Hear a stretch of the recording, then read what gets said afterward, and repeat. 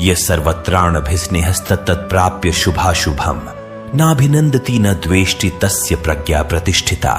अर्थात जिसमें लगाव नहीं है, शुभ हो या अशुभ, अच्छा या बुरा, जो दोनों को एक जैसे देखता है वही अपनी बुद्धि को स्थिर रखता है।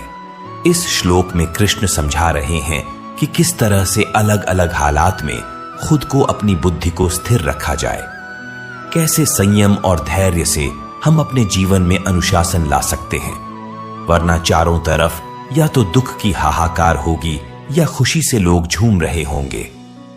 यदा संहरते चाएं कूर्मोंगानीव सर्वशः इंद्रियाणि इंद्रियार्थेभ्यस्तस्य प्रज्ञा प्रतिष्ठिता। अर्थात कछुआ जिस तरह से सब ओर से अपने अंगों को समेट लेता है, वैसे ही जब पुरुष इंद्रियों के विषयों से इंद्रियों को सब प्रकार से हटा लेता है, तब उसकी बुद्धि स्थिर होती है। यानी दुनिया में रहकर भी दुनियादारी से बचना ही बुद्धि को स्थिर करना है। अगर किसी के सामने आप बहुत ही स्वादिष्ट खाना रखें तो क्या वो खुद को रोक पाएगा? अगर दुनिया की वस्तुएं आपको लुभा नहीं पाती तो आप अपनी बुद्धि को नियंत्रण में ले आएंगे। विषया विनिवर्तन्ते निराहारस्य देहिनः रसवर्जं रसोप्यस्य परम दृष्ट्वा निवर्तते।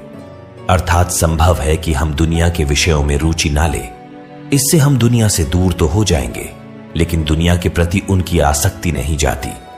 कहने का मतलब है कि मन की इच्छा को खत्म करना है, आसक्ति खत्म करनी है। अगर ऐसा करना है तो ही बुद्धि स्थिर होगी।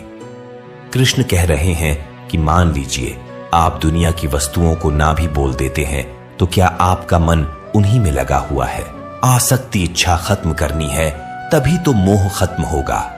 मन के लगाव को ही मोह कहते हैं। यततो ह्यपि कौन्तेय पुरुषस्य विपश्चितः इंद्रियाणि प्रमाथीनि हरन्ति प्रसभम मनः। अर्थात हे अर्जुन, आसक्ति का नाश ना होने के कारण यह स्वभाव वाली इंद्रियां प्रयास करते हुए बुद्धिमान पुरुष के मन को भी बलपूर्वक हर लेती है। कृष्ण समझा रहे हैं कि जहां आप अपनी इच्छा या अपनी आसक्ति खत्म नहीं करते, वहां इंद्रियां आपको अपने वश में कर लेती है। सोचिए, कितनी ही बार ऐसा होता है कि सुख दुख आपके वश में नहीं, आप सुख दुख के वश में हो जाते हैं। कभी हंसी नहीं रुकती तो कभी रोना नहीं, कभी भूख नहीं रुकती तो कभी काम वासना भी नहीं रोकती।